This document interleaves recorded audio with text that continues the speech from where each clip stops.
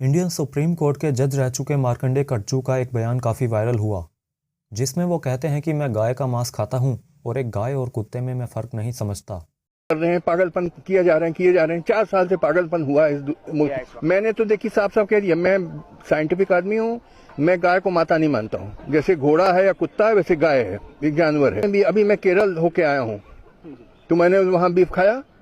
क्या कोई बुरी चीज नहीं है? दुनिया खाती है। आप वो सब बुरे लोग हैं, आप ही साधु संत हैं। पागलपन की बातें, बेवकूफी की बातें। अब तुम गधे हो तो बने रहो गधा। मैं गधे का इलाज नहीं मेरे पास। तो आपकी बातों से तो ये साफ है कि आप धार्मिक या मजहबी आदमी तो बिल्कुल नहीं लगते, मगर आप साइंटिफिक आदमी भी हैं या नहीं, ये तो अभी साबित हो जाएगा। पहले आपको गौ माता के ऊपर बेस्ड साइंस फैक्ट्स और वैज्ञानिकों की रिसर्च के बारे में बताया जाएगा, और फिर आपको धर्मों के अनुसार भी बताएंगे। वैज्ञानिक कहते हैं देसी गाय के 1 ग्राम गोबर में 300 से 500 करोड़ लाभकारी जीवाणु होते हैं। गाय के गोबर में हैजे और क्षय रोग के कीटाणु को नष्ट करने की शक्ति होती है।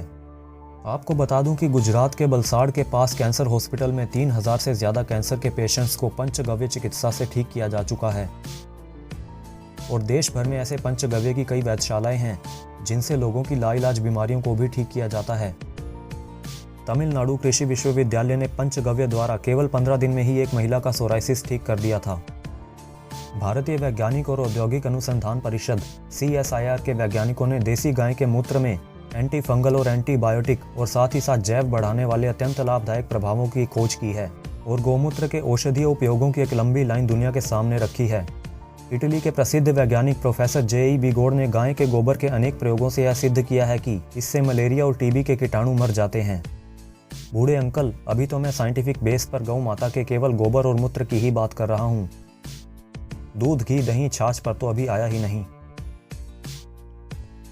और इससे भी कहीं अधिक बड़ी बड़ी शोध के नतीजे आपको इंटरनेट पर जगह जगह मिल जाएंगे। यूं ही नहीं, पूरी दुनिया कायल हमारी देसी गौ माता की।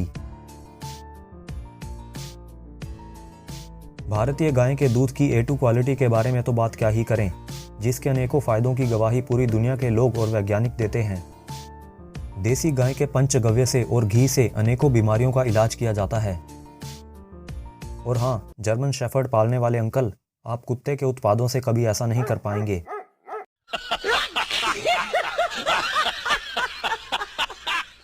आपको बता दूं कि ब्राज़ील ने भारत से देसी गायों को आयात कर अब तक अपनी गायों की संख्या 70 लाख तक कर ली है, और इससे भी दोगुनी भारतीय नस्ल की गाय वो दूसरे देशों को बेच चुका है। अरे खाने के लिए नहीं, लोगों की सेवा करने के लिए। ब्राज़ील इन भारतीय नस्ल की गायों का दूध लेकर उसका पाउडर बनाकर ऑस्ट्रेलिया और डेनमार्क जैसे देशों को बेचता है, जबकि डेनमार्क के पास उनकी विदेशी गायों की कोई कमी नहीं है। फिर भी वो अपनी गायों का दूध नहीं पीते और केवल भारतीय नस्ल की गायों का दूध और पाउडर ही इस्तेमाल करते हैं। बूढ़े अंकल, देसी गाय के दूध में रेडियो विकिरण से रक्षा करने की सबसे ज़्यादा शक्ति होती है। गौ माता का दूध दिल की बीमारियों से और कैंसर से बचाता है, यादाश्त बढ़ाता है।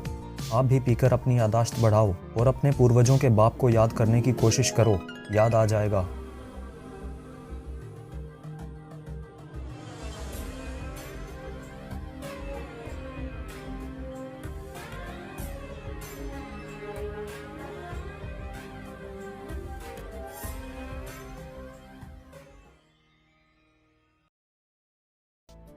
देसी गाय के शरीर पर प्रतिदिन 10 मिनट हाथ फेरने से ब्लड प्रेशर की समस्या ठीक हो जाती है।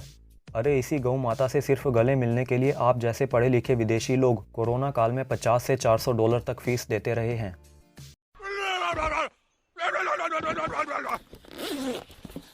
आपको भी तनाव ज़्यादा लगता है, इसलिए आपको भी गौ माता के गले मिलना चाहिए।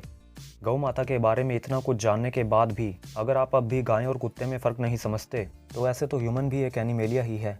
और आपने अपनी माँ का दूध भी पिया होगा, तो क्या आप अपनी माँ को खा सकते हैं?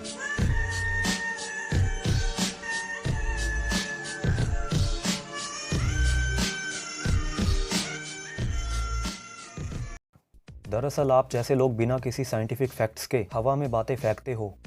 रिफाइंड ऑयल खाने वालों और कुत्ते और गाय में अंतर न करने वालों, तुम्हें खुदा ने हज़ारों नियामतें बख्शी हैं, शाकाहार दिया है, फिर भी अपनी जीभ के स्वाद के लिए जानवरों को मारकर उनका खून पीते हो।